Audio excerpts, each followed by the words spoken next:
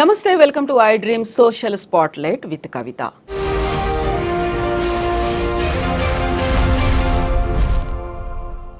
Pushpa 2 benefit షోని సంధ్య 70mm ప్రదర్శిస్తున్నప్పుడు ఒక అపశృతి చోటు చేసుకుంది.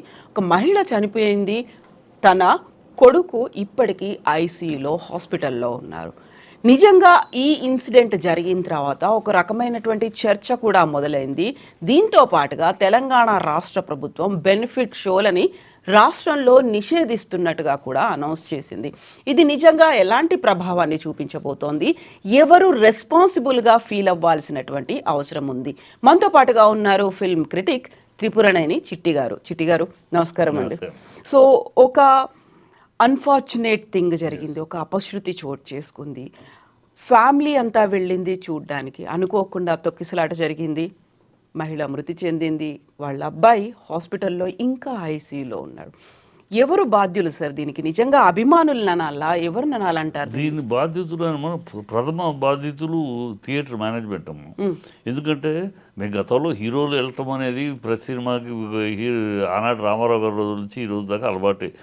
రిలీజ్ అయినప్పుడు ఫస్ట్ ఏదో ఒక థియేటర్ సెలెక్ట్ చేసుకుంటారు, హీరో ఆర్టిస్టులు వెళ్తారు. ఇది ఆనవాయితీనే. ఎప్పుడు జరగదు. వాళ్ళు జరగటానికి కారణం ఏంటంటే, ఎప్పుడు ఏం చేస్తారంటే టికెట్లు కొన్న వాళ్ళని ముందు పంపించేస్తారు లోపలికి అందరూ జనాలు వెళ్ళిపోతారు.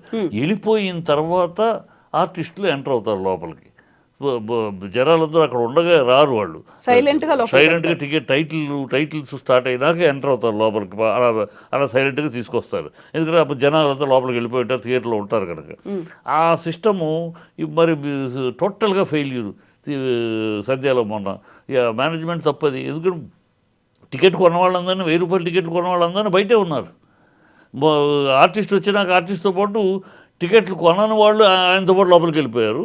టికెట్లు కొన్నవాడు కూడా బయట ఆగిపోయారు. సో చాలా టోటల్ మిస్మేనేజ్మెంటు.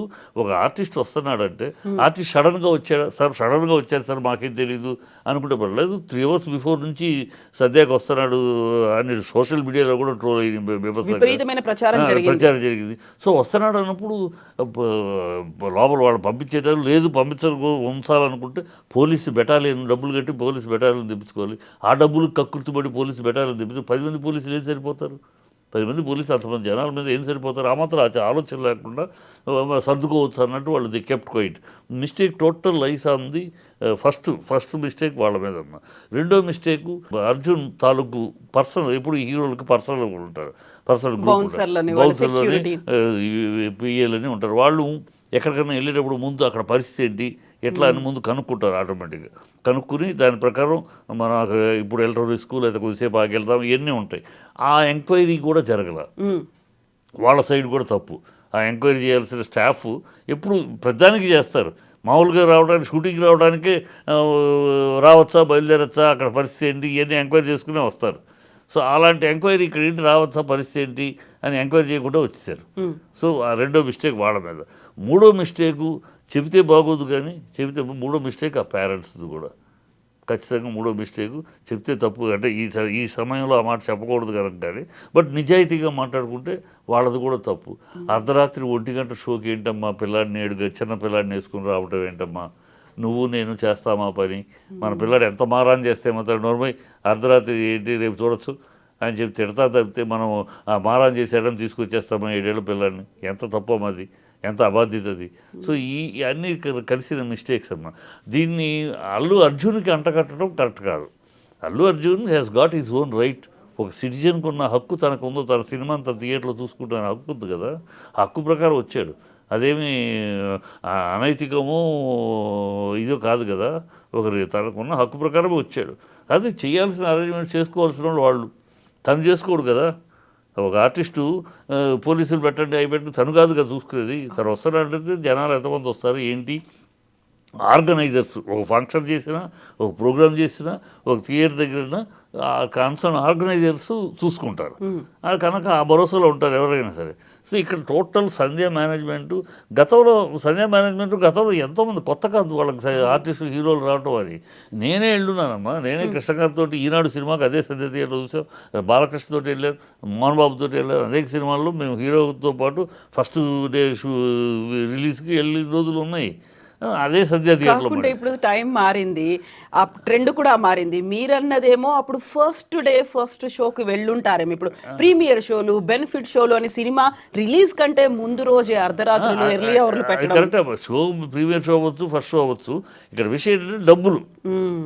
అప్పుడేమో డబ్బులు కాదు, డబ్బులు పెట్టి 1000 రూపాయలు పెట్టి కొనుక్కొని వచ్చిన వాళ్ళు కాదు. మామూలుగా షో వచ్చేవారు.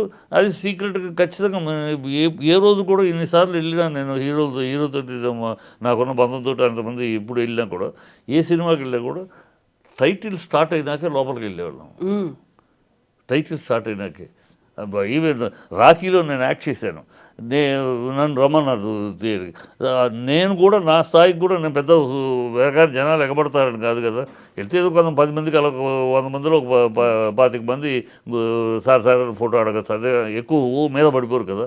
అలాంటి నన్ను కూడా ఏమిటి ఇన్స్ట్రక్షను, కొంచెం కారులోనే ఉండండి, మ్మ్. కారులోనే ఉండండి, మీకు చెప్తాం అప్పుడు లోపలికి రండి అని. అలాగే కారులోని కూర్చుని వాళ్ళ టికెట్లు పంచి జనాలందరూ వెళ్ళిపోయినాక లోపలికి వెళ్ళాం. అయిపోయినా బయటకు వచ్చేటప్పుడు జనాలు కలవడం, మీద పడటం, ఆ సినిమా చూస్తూ అవన్నీ మామూలు ఉంటాయి.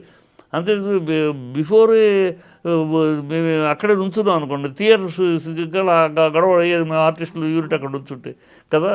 సో ఇది management of the failure, fatal failure of management అమ్మ.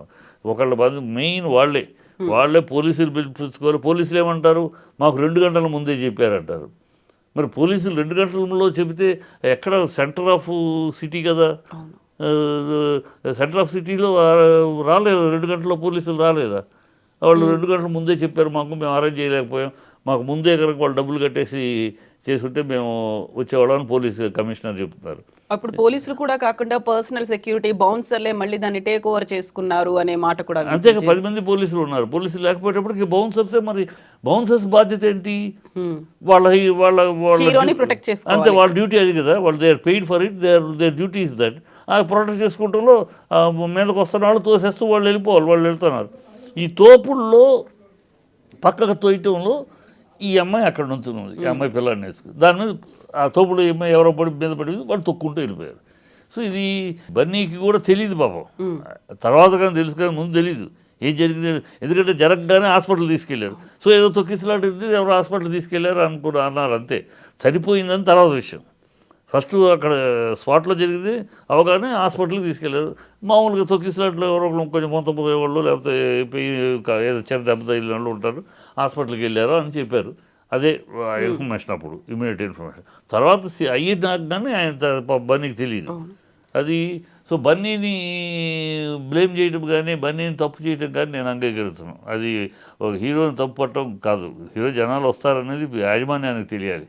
తెలీదు, మాకు తెలియదండి, బన్నీ వస్తే ఇంతమంది వస్తారని మాకు తెలియదు అంటే అంతకన్నా హాస్యాస్పదమైన కమెంట్ కూడా ఉండదు కదా.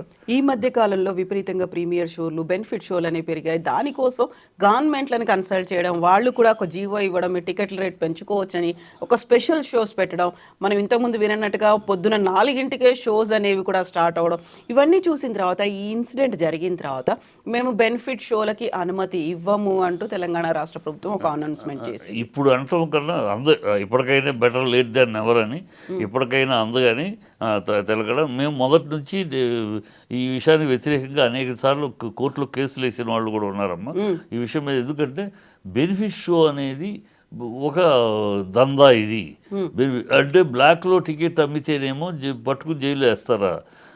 అదే బ్లాక్లో అమ్ముకోండి మీరు టికెట్లు. ఇదేంటి బ్లాక్లో అమ్ముకోవటం కాకండి. 150 రూపాయలు, 1000 రూపాయలకి, 1200కి, 800కి అమ్ముకోమని పర్మిషన్ ఇవ్వటంలో అంటే బ్లాక్లో అమ్ముకోవటాన్ని లీగలైజ్ చేస్తున్నారా?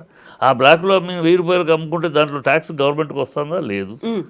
ఆ 150 రూపాయల టికెట్లో వచ్చే పర్సంటేజే వస్తుంది, ట్యాక్స్ ఎంత ఉందో అంతే వస్తుంది. కానీ ఈ మిగతా ఇది బ్లాక్లో అమ్మేసి దందా చేయటమే. ఇది వద్దు, ఇది కరెక్ట్ కాదు. ఇదే పుష్ప 1 రిలీజ్ అయింది. ఎప్పుడు రిలీజ్ అయింది? అప్పుడు ఈ బెనిఫిషియల్ లేవు, క్యాన్సిల్ చేశారు. అప్పుడు ఇవ్వలేదు బెనిఫిషియల్స్ గవర్నమెంట్. మామూలు రేట్లు పెన్షన్ ఇవ్వలేదు, మామూలు రేటు బ్రహ్మాండంగా ఆడింది కదా. అఖండ సినిమా, ఈ సినిమా పాండమిక్లో రిలీజ్ అయ్యి మామూలు రేట్లతోటి ఎలాంటి బెనిఫిషియల్ స్పెషల్ షోలు లేకుండా బ్రహ్మాండంగా 2 హిట్ పెద్ద మంచి కలెక్షన్ చేసుకున్నాయి కదా. అదే నేను ఇంతకుముందు కూడా వీళ్ళ రిక్వెస్ట్ కూడా మేము పెట్టింది అదే. మీరు మీ సినిమా, పాత సినిమా ఇంతకుముందు పార్ట్ 1 బ్రహ్మాండంగా ఆడింది, ఏ రేట్లో ఆడింది? ఈ రేట్లో కాదు కదా, మామూలు రేట్లోనే బ్రహ్మాండం కలెక్ట్ చేసింది కదా, మీరు మామూలు రేట్లోనే ఆడించండి. సరే 1 వీక్కి 100 కోట్లు సినిమాకి, 100 కోట్లు సినిమాకి మాత్రమే ఖర్చు పెట్టిన దానికి రేట్లు పెంచుకోవడానికి అవకాశం ఇస్తున్నామని గవర్నమెంట్ అది ఏమి రేట్లు పెంచుకుంటాం? థియేటర్లో ఫస్ట్ వీక్ 1 వీక్ వరకు 200 రూపాయల టికెట్ 250, 150 రూపాయల టికెట్ 200, అలా 50 రూపాయలు 70 రూపాయలు పెంచుకోవడానికి పర్మిషన్ మొదటి 1 వీక్ వరకు థియేటర్లోనే. స్పెషల్ షో వేసి 1000 రూపాయలు అవి క్యాన్సిల్, మళ్ళీ కొత్తగా మొదలెట్టారు. అది గతంలో ప్రభుత్వం కూడా, వైసీపీ ప్రభుత్వం ఉన్నప్పుడు కూడా స్పెషల్ షోస్ పర్మిషన్ ఇవ్వాలి, దాంతో ఇవ్వకపోతే తెలంగాణను ఇవ్వాలి. ఇప్పుడు స్పెషల్ షోలకు ఇస్తున్నారు. ఇది ఇవ్వటం వల్ల ఏంటంటే బ్లాక్ మార్కెటింగ్ జరుగుతుంది. అంటే ఏమిటి, భయపడిన వాడే, ఒక సినిమాకి భయపడిన వాడే తన సినిమా ఎలా ఉంటుంది, ప్రజలు ఆదరిస్తారని నమ్మకము, కాన్ఫిడెన్సు, మంచి సినిమా తీసామన్నవాడు చేయడు ఈ పని. భయపడేవాడు 3 రోజుల తర్వాత మన సినిమా ఏమైపోతుందో, 4 రోజుల తర్వాత మన సినిమా పడుకుంటుందేమో, తనకు ఈ లోపలే పిండుకోవాలి, ఎంత పిండుకోవాలి అని ఆదుర్దా పడేవాడు. తన సినిమా గురించి తను భయపడేవాళ్ళే ఆ పనులు చేస్తారు. కాన్ఫిడెన్స్ ఉన్నవాళ్ళు చేయరు. అది దీనివల్ల ఏం జరిగిందంటే ఇండస్ట్రీ ఎంత నష్టపోయిందంటే, మన గతంలో ఈ బెనిఫిట్ షోల వల్ల బోగస్ హీరోయిజం, ఒక్కొక్కడు ప్రతివాడు బెనిఫిట్ షోలు వేసేసుకుని 100 crore క్లబ్, 1000 ఇంత కలెక్ట్ అయిందని చెప్పి ఒక బోగస్ స్టామినా, వీళ్ళ స్టామినా ఇంత అన్నట్టు బోగస్ స్టామినా ఎస్టాబ్లిష్ చేసుకుని ప్రతివాడు కోట్లు అడిగాడు. ఇవాళ అడగమండి, ఇవాళ ఎందుకు అడగడం? మీ ఒరిజినల్ స్టామినా ఏంటో మామూలు రేట్లో రిలీజ్ అయితే తెలిసిపోతుంది, బెనిఫిట్ షోలు లేకపోయినప్పటికి. ఇవాళ ఎందుకు అడగలేకపోతారు? మళ్ళీ అది అందాక అవకాశం ఇస్తున్నారు బెనిఫిట్ షోలు పెట్టడం వల్ల. బెనిఫిట్ షోలు పెట్టడం వల్ల ఏంటి, ఫస్ట్ 5 రోజులు ఇంత కలెక్షన్ చూపించేస్తారు. ఈ డబ్బులన్నీ లెక్క పెట్టి ఇన్ని కోట్లు కలెక్ట్ చేసింది, అబ్బో ఈ స్టార్కి, ఈ హీరోకి ఇంత స్టామినా ఉందన్నమాట మనం అనుకుని ఎవడో పోతాడు. వాడికి 10 కోట్లు 15 కోట్లు, వాడి వర్త్ 2 కోట్లకు కూడా ఉండదు, వాడి సినిమా 20 కోట్లకు కూడా అమ్మదు, కానీ వాడికి 10 కోట్లు రెమ్యునరేషన్ ఇస్తారు. అలాగే దరిద్రం అయిపోయింది ఇండస్ట్రీ. ఆ బోగస్ స్టామినా, బోగస్ స్టార్డమ్ చూపించుకుని మోసపోయిన వాళ్ళు ఉన్నారు. ఇవాళ అది స్ట్రీమ్ లైన్ అవుతుంది. ఈ బెనిఫిట్ షోలు, ఈ గొడవలు లేకపోవడంతో ఎవడు స్ట్రెంగ్త్ ఏంటో సినిమాలో తెలిసిపోతుంది. ఎవడు స్ట్రెంగ్త్, ఎవడు ఒరిజినల్ స్టామినా ఏంటి, ఒక్కొక్కళ్ళ హీరోని బట్టి తెలిసిపోతుంది. సో దాన్ని బట్టి బిజినెస్ జరుగుతుంది, దాన్ని బట్టి కాస్ట్ ఆఫ్ ప్రొడక్షన్ ఉంటుంది. ఇప్పుడు దాన్ని మళ్ళీ బ్రేక్ చేసేలాగా ఈ బెనిఫిషియల్ అలౌ చేశారు. ఏమైనా whatever it may be, జరిగిపోయింది. ఇప్పుడు at least better late than ever. ఇప్పుడైనా government no more benefit shows, no more special shows అని చెప్పి అంటాం మంచి పని. ఎందుకంటే ఇవాళ ఇదైంది, రేపు రామ్ చరణ్ ఉంది, బాలయ్యది ఉంది, మళ్ళీ అప్పుడు మళ్ళీ ఇదంతా విపరీతం అయిపోద్ది కదమ్మా. అది లేదని బ్యాన్ చేయటం చాలా మంచి పని చేశారు. ఇప్పుడు టికెట్ల రేట్లు పెంచకూడదు, వద్దు, మీరు వీటిని ఆపేసేయండి అంటూ కొంతమంది కోర్టు దాకా కూడా వెళ్ళారు. హైకోర్టుకు వెళ్ళిన వాళ్ళు ఉన్నారు. కాకుంటే దాన్ని కొంచెం వాయిదా వేసింది కోర్టు అనేది, అది ఇంకా స్టిల్ పెండింగ్లో ఉంది. సో రేట్లు పెంచుకోవడం ఒకవైపు అయితే, బెనిఫిట్ షోస్ అనేది పెట్టుకోవడం, ఇవన్నీ నిజంగా మంచి జరుగుతుందంటారా? లేకుంటే ఇప్పుడు నిర్మాతలు చేసేటువంటి ఒక వాదన ఉంది, హై బడ్జెట్ మూవీస్ మేము తీస్తున్నాం కాబట్టి, సో దానికోసమని మా బడ్జెట్ కావచ్చు, మా చిత్రీకరణ కావచ్చు, మా క్వాలిటీ లాజిక్ నేను అడుగుతాను. మా హై బడ్జెట్ తీశాను కనుక నాకు రేట్లు పెంచుకుంటానికి అవకాశం ఇవ్వమని అంటున్నారు కదా. నేను లో బడ్జెట్లో తీశాను, నాకు తగ్గిస్తారా? తగ్గించండి. నేను లో బడ్జెట్లో తీస్తాను, చక్కగా మంచి బడ్జెట్లో మంచి సినిమా తీస్తాను, నేను నా సినిమాకి ఇవ్వండి, తగ్గించి ఇవ్వండి. ఇస్తారా? ఇవ్వగలరా? అది ఏమి లాజిక్ అని. మేము ఖర్చు ఎవరికో, నేను ఏమైనా ఖర్చు పెట్టమని ప్రేక్షకులు కోరారా? నేను ఖర్చు పెట్టు తగలబెట్టు నువ్వు కోరారా? నువ్వు తీసావు, నీ టేస్ట్కి తీసావు, నీ యొక్క స్టోరీ డిమాండ్ని బట్టి తీసావు, లేకపోతే నీ హీరో డిమాండ్ని బట్టి తీసావు, నువ్వు తీసేసి ప్రజల మీద పడతారంటే ఎట్టా? బూస్టప్ ఆఫ్ ఫాల్స్ స్టామినా అని ఎక్స్పెక్ట్ చేసి సినిమా అనేదమ్మా ఎవ్వరికీ ప్రయోజనం లేదు. ఈ డబ్బు ఎక్స్ట్రా పెంచడం వల్ల ఎవ్వరికీ ప్రయోజనం లేదు. వీళ్ళు రేట్లకు వెళ్ళే డబ్బు, దాంట్లో ట్యాక్స్ కానీ గవర్నమెంట్కి వెళ్ళదు. ఓన్లీ ఈ ప్రొడ్యూసర్స్. అంటే నేను ఎవడు ఖర్చు పెట్టమన్నాడు? నేను ఖర్చు పెట్టమన్నానా? నువ్వు ఖర్చు పెట్టావు అని చెప్పి నువ్వు అడిగితే, నేను తక్కువ పెట్టాను నన్ను తగ్గించమని అడిగితే కుదురుతుంది? ఏమన్నా లాజిక్ ఏనది? కాదు కదా. నేను ఖర్చు పెట్టాను, నువ్వు ఖర్చు పెట్టావు, ఖర్చు పెట్టినప్పుడు నువ్వు రిలీజ్ చేసుకో.